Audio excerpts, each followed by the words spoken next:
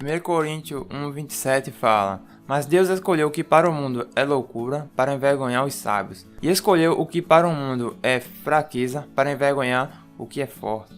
Mas o que significa Deus escolher as coisas loucas do mundo? Paulo está tratando dentro desse contexto a resposta da mensagem da cruz, uma mensagem altamente rejeitada por grande parte dos sábios, religiosos e autoridades de sua época, e também da nossa. Em 1 Coríntios 1:18 fala: Certamente as palavras da cruz é louca para os que se perdem, mas para nós que somos salvos é o poder de Deus. A mensagem de que Deus se faz homem, habitou entre nós e morreu na cruz para tirar os nossos pecados era uma loucura e um escândalo para muitos, principalmente para os judeus e gregos, que viam a cruz como uma completa derrota.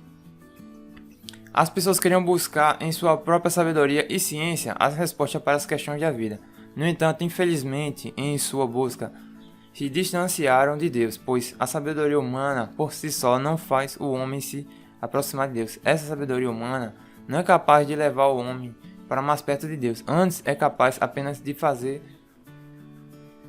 Em 1 Coríntios 1:22-23 diz: Porque tanto os judeus pedem sinais como os gregos buscam sabedoria, mas nós pregamos a Cristo crucificado. Escândalo para os judeus, loucura para os gentios. Tudo isso leva os servos de Deus a serem considerados pelo mundo como loucos e fracos. É aqui que entra a fala de Paulo a respeito de um Deus que escolheu as coisas loucas do mundo e as fracas para envergonhar os fortes e sábios. 1 Coríntios 27 fala: Pelo contrário, Deus escolheu as coisas loucas do mundo para envergonhar os sábios. Ele escolheu as coisas fracas do mundo para envergonhar os fortes. Aquele que se exalta e acha que seu entendimento é a verdade são aqueles que se acham fortes e sábios no mundo. No entanto, Deus os envergonha quando faz uma grande obra através daqueles que ele chama que são humildes, que reconhecem sua dependência de Deus e que fazem grandes obras vindas de Deus, não para sua própria glória, mas para a glória de Deus e com a força de Deus. Paulo escreveu também que Deus escolheu as coisas insignificantes do mundo e as desprezadas e aquelas que não são para anular as que são. 1 Coríntios capítulo 1:28. Para Paulo, as coisas insignificantes, desprezadas e que não são consistem numa massa em que os indivíduos têm tão pouco valor que nem mesmo são considerados como personalidades distintas.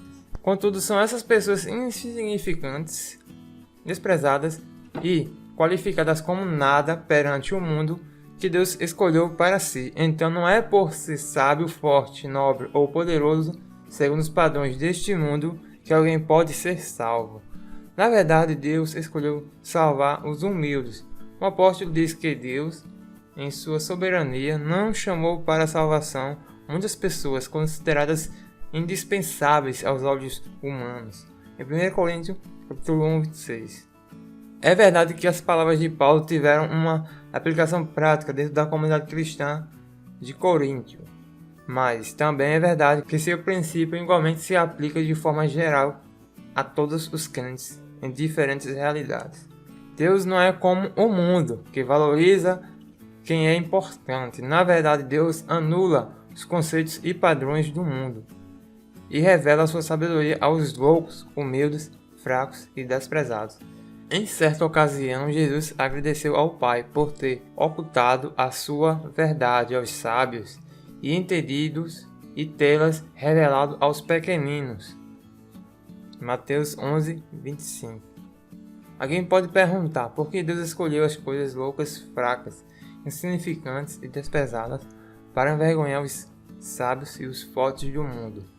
O próprio apóstolo Paulo responde dizendo que é para que ninguém se glorie na presença de Deus. O crente jamais deve se esquecer de sua completa dependência e necessidade da graça de Deus. O remido não foi escolhido por seus próprios méritos pessoais. Ele foi escolhido pela soberana vontade de Deus, sob os méritos de Cristo. Em 1 Coríntios capítulo 1, do 29 ao 31.